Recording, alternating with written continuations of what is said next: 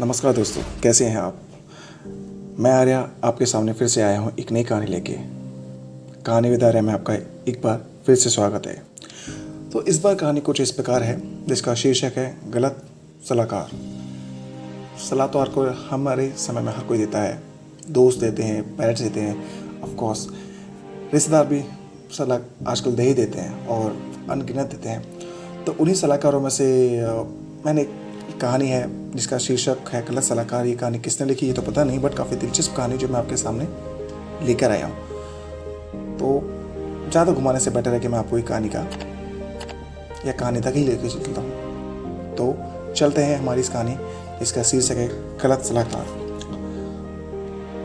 जैसे कहते हैं ना, ज़रूरी नहीं है कि शिक्षित व्यक्ति सही फैसला करे। तो इसी सिद्धांत को जानने के लिए हम इस कहानी पर चलते हैं। एक आदमी सड़क किनारे समोसे बेचा करता था। अनपढ़ होने की वजह से वह अखबार नहीं पढ़ता था, ऊंचा सुनने की वजह से रेडियो नहीं सुनता था और आंखें कमज़ोर होने की वजह से उसने कभी टेलीविज़न भी नहीं देखा था।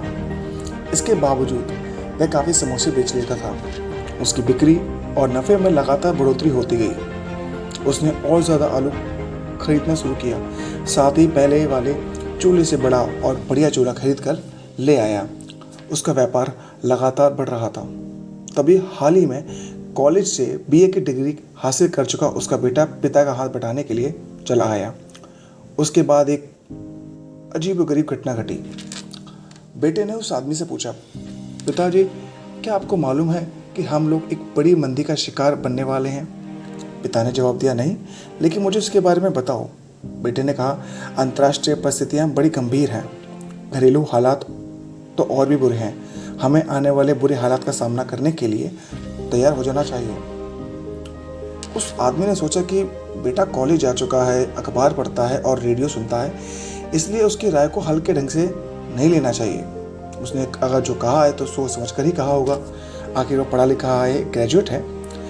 दूसरे दिन उसने आलू की खरीद कम कर दी और अपना साइन बोर्ड नीचे उतार दिया। उसका जोश जैसे खत्म हो चुका था। जल्द ही उसी दुकान पर आने वाले लोगों की तादाद घटने लगी और उसकी बिक्री तेजी से गिरने लगी। उसके बाद पिता ने बेटे से कहा, तुम सही कह रहे थे बेटा, हम लोग मंदी के दौर से गुजर रहे हैं। मुझे खुशी है तुमने वक्त से पहले ही सचेत कर दिया।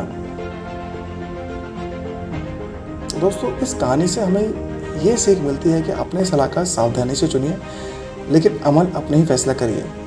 ज़रूरी नहीं है कि जो पढ़ा लिखा हो वो आपको अच्छी सलाह दे सकता है। तो दोस्तों, ये है मेरी कहानी। तो आई होप को आपको ये कहानी पसंद आई हो।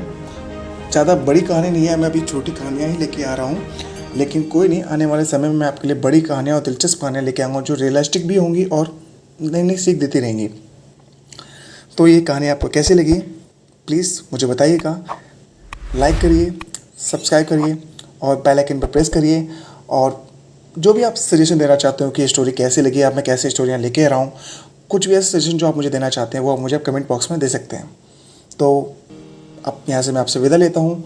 बने रहिए कहानी विद आर्या के साथ। Thank you.